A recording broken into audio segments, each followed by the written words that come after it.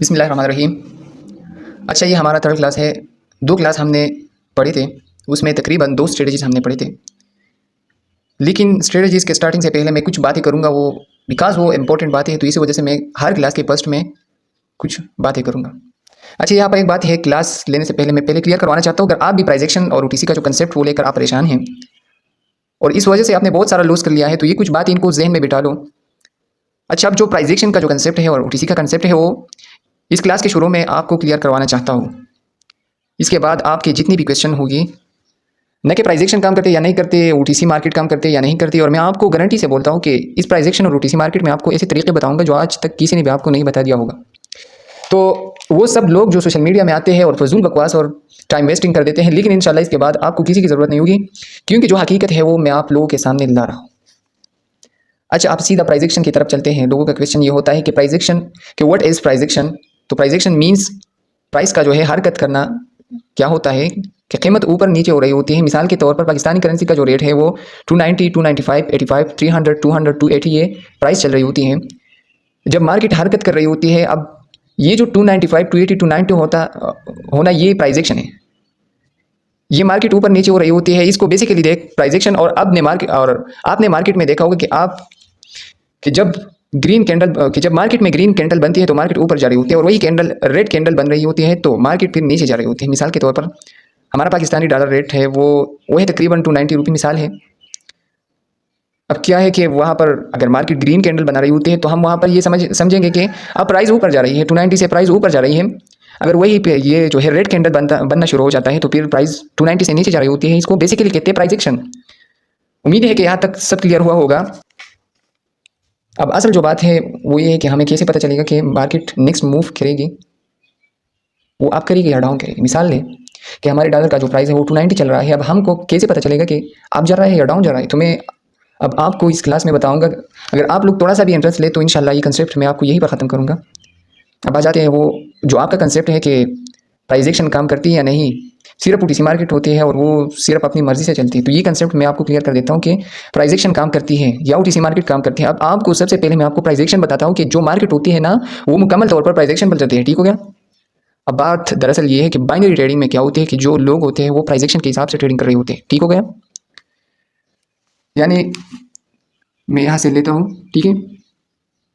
तो 60% लोग आपके ट्रेड ले रहे हैं और वहीं पे 40% जो है लोग डाउन के लिए ट्रेड ले रही है। ये जो 60 और जो 40% का कंसेप्ट है ये मैं आपको सिर्फ समझाने के लिए बोलता हूँ। ज़्यादा परसेंट में भी हो सकती है, ठीक है। लेकिन बात को समझिए, आज मैं आपको समझा रहा हूँ। वही है कि अगर वहाँ प्राइजेक्शन 60% लोग अप के लिए ट्रेड लेते हैं, ये देखिए 60% लोग जो है अप डायरेक्शन के लिए ही ट्रेड लेता है, ठीक है। और वहाँ पर 40% जो है लोग डाउन डायरेक्शन के लिए ही ट्रेड ले रही है। अब जो ओटीसी मार्केट है ना वो इस तरह कोडिंग करेगी कि वो जो 40% जो लोग हैं ना 40% वालों को जो है प्रॉफिट करवा देगा और जो 60% जो लोग हैं इसको जो है लॉस करवाएगा। तो ये होते हैं मार्केट, ओटीसी मार्केट। यानी जिस साइड पे कम अमाउंट लगा होगा तो उस साइड को विन करवाता है, जिस साइड ज़्यादा अमाउंट लगता है उस साइड का लॉस करवाता है। अब तो ये कंसेप्ट क्लियर हो गया होगा कि ओटीसी मार्केट कैसा वर्क करता है। अब हम प्राइजेक्शन के ऊपर ओटीसी मार्केट में कैसे ट्रेड करेंगे। तो दरअसल बात ऐसा है कि जिस जगह 60% अमाउंट लगता है, जिस जगह 60% अमाउंट लगता है यानी जिस साइड ज़्यादा अमाउंट लगा हो तो हमें इसका जो है अपोजिट ट्रेड जो है अपोजिट साइड पे हमें ट्रेड को जो है एग्जीक्यूट करना है, ठीक है। क्योंकि ओटीसी मार्केट ज़्यादा परसेंट वाला अमाउंट को जो है लॉस करवाता है और कम वाले अमाउंट को गेन करवाता है। तो हमें जो है बाइनरी ट्रेडिंग में इसके साथ ऐसा चलना होगा, ठीक हो गया। तो ज़्यादा लोग यहाँ पर अपना माइंड चला रहा है और ओटीसी मार्केट भी माइंड पे चलता है। अब आपने यहाँ पर क्या करना होगा, अब अपने प्राइजेक्शन के 30 से 40 स्ट्रेटजीज पर प्रैक्टिस करना होगा। अब उम्मीद है कि आपको ये प्राइजेक्शन और ओटीसी मार्केट का समझ आ गया होगा। मेरा काम हो गया पूरा। अब आपका काम है इस पर बार बार प्रैक्टिस करना, ठीक हो गया। तो ये तो था हमारा प्राइजेक्शन और जो है ओटीसी मार्केट का एल्गोरिथम। अब हम नेक्स्ट मूव करेंगे इंशाल्लाह। इसका जो है जो भी जितने भी स्ट्रेटजीज हैं मैं सबको जो है इकट्ठे करके मैं इसके जो है इज इक्वल टू में जो स्ट्रॉन्ग स्ट्रेटजी आता है तो मैं इंशाल्लाह वो आपको भी रिवील करूँगा, ठीक हो गया। तो इंशाल्लाह उम्मीद है कि इस पर आप समझ गए होंगे। तो अब सीधा चलते हैं अपनी स्ट्रेटजीज़ की तरफ। तब तक के लिए थोड़ा वेट करें, मैं मार्केट को चेंज करता हूँ फिर मैं स्टार्ट कर देता हूँ। अच्छा, अब यहाँ पर मैंने जो है पेयर को चेंज किया है। अब यहाँ पर देखते हैं कि यहाँ पर हम कैसे ट्रेड करेंगे और किस जगह हम ट्रेड एग्जीक्यूट करेंगे। तो यहाँ पर हमारा जो है हमें देखना है इन दो स्ट्रेटजीज़ में ये जो लेवल है ये बहुत इंपॉर्टेंट है, इसको भी नोट करो। पहले जो हमने स्ट्रेटजीज पढ़े थे, ठीक है, उस पर तकरीबन हमने एक लेवल पे 4 स्ट्रेटजी पहले वाले जो है हमने बताई थी, ठीक है। उस पर और भी है, लेकिन उन जैसा जो है वो लेवल आप लोगों ने नोट किया, तो इस लेवल को भी आप लोग नोट करो, ठीक है। तो यहाँ पर हमने क्या करना है, हमने एक ग्रीन कैंडल को देखना है और इसके बाद 2 back to back red candle, ठीक है, या ऐसे रेड कैंडल और इसके बाद 2 back to back green candles, या इस ऐसे एक रेड कैंडल इसके बाद जो है green candle, 2 back to back green candle, ठीक है। ये पॉइंट तो क्लियर हो गया। फिर इसके बाद हमने क्या करना है, इसके बाद हमें जब हमारे पास ये लेवल जो है पॉइंट हो जाए, जब हमारे पास ये जो लेवल है ये हमारे पास पॉइंट हो जाए, फिर इसके बाद हम इसका जो है इस कैंडल का ओपन पॉइंट ये है, ठीक है, ये इसका ओपन पॉइंट हो रहा और इसका जो है क्लोजिंग पॉइंट ये रहा, ठीक है। तो इसका क्लोजिंग पॉइंट ये रहा और ओपन पॉइंट ये रहा, ये क्लोजिंग पॉइंट ये ओपन।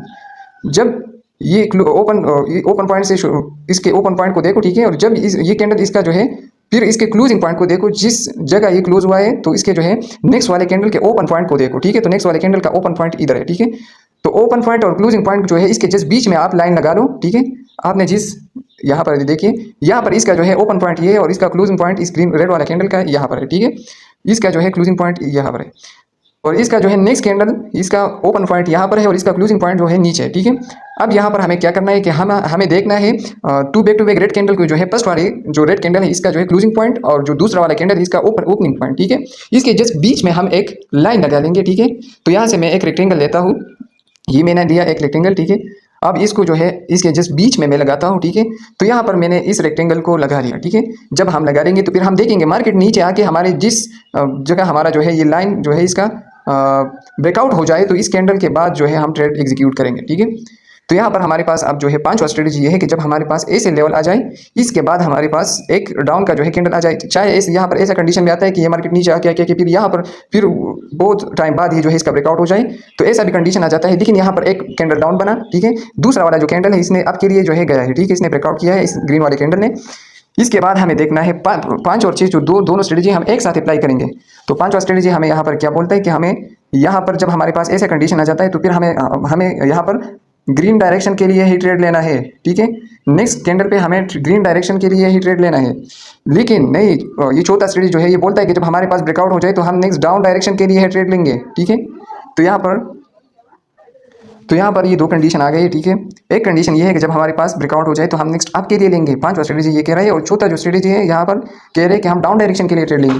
अब यहाँ पर आप लोग बोल रहे होंगे कि यहाँ पर ये किस लिए है, ये किस स्ट्रेटजी की इसका काम क्या है यहाँ पर। तो इसका काम ये है कि जब हमारे पास ब्रेकआउट हो जाए, ब्रेकआउट कैंडल के बाद हम कैंडल को स्किप करेंगे, हम वेट करेंगे अगर ये कैंडल जिस साइड के फेवर में जाए, ठीक है। अब यहाँ पर ये जो कैंडल है ग्रीन के फेवर में गया है तो हम नेक्स्ट कैंडल पर ट्रेड करेंगे, वो भी किस डायरेक्शन में, डाउन डायरेक्शन के लिए ही ट्रेड एग्जीक्यूट करना है फिर, ठीक है।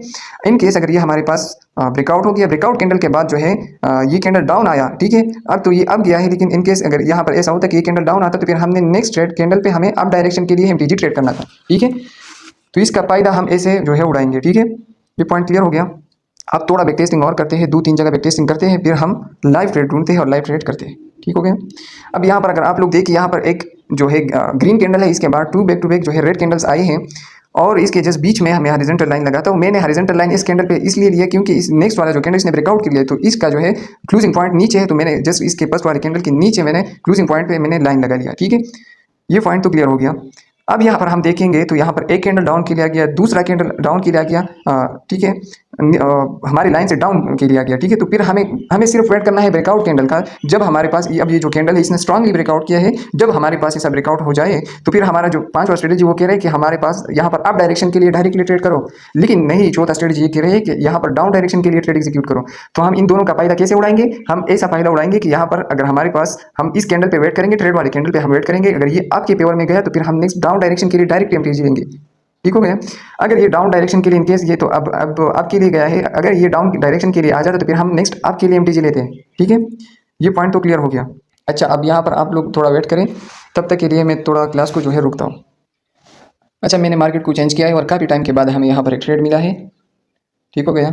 अब यहाँ पर हमारे पास जो है एक रेड वाला कैंडल है, इसके बाद 2 back to back green candle है, इसके बाद ये जो कैंडल है ये ब्रेकआउट के लिए आ गया। ब्रेकआउट कैंडल के बाद अब ये जो कैंडल बन रहा है, अगर ये डाउन के लिए आ जाए तो फिर मैं नेक्स्ट अप साइड के लिए एग्जीक्यूट करूंगा, अगर ये अप के लिए जाए तो फिर मैं नेक्स्ट डाउन के लिए एग्जीक्यूट करूंगा। क्योंकि हमारे पास स्ट्रेटजी का कंडीशन ये है, 2 स्ट्रेटजी का कंडीशन है कि जब हमारे पास ऐसा ब्रेकआउट हो जाए, ठीक हो गया, तो हम नेक्स्ट एक डाउन के लिए प्लेस कर सकते हैं और एक अप साइड के लिए। अगर ये किस साइड के पेवर में जाए तो फिर हम नेक्स्ट जो है इसका जो है अप साइड, अब अगर ये अप साइड के पेवर में जाए तो फिर मैं नेक्स्ट डाउन साइड के लिए एग्जीक्यूट करता हूँ, आप लोग के सामने है, ठीक है। तो यहाँ पर अब मैंने एक डाउन डायरेक्शन के लिए ट्रेड एग्जीक्यूट किया है। अब आप लोग यहाँ पर वेट करें, जैसा ही विन होगा तो फिर हम क्लास को क्लोज करते हैं। ये इंशाल्लाह 100% विन होगा। ये जितना भी ऊपर जाए तो मैं यहाँ से भी एंट्री ले सकता हूँ, क्योंकि यहाँ पर ये मैं कह रहा हूँ कि ये डाउन के लिए आएगा, डाउन क्लोजिंग डाउन में ही देगा। ठीक है, तो चलिए वेट करते हैं।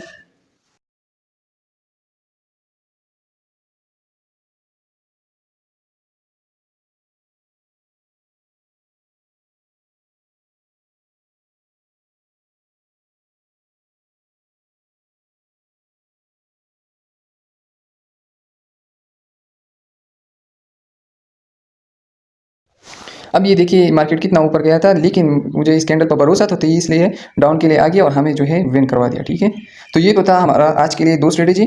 फिर मिलते हैं नेक्स्ट क्लास में, तब तक के लिए अल्लाह हाफिज़।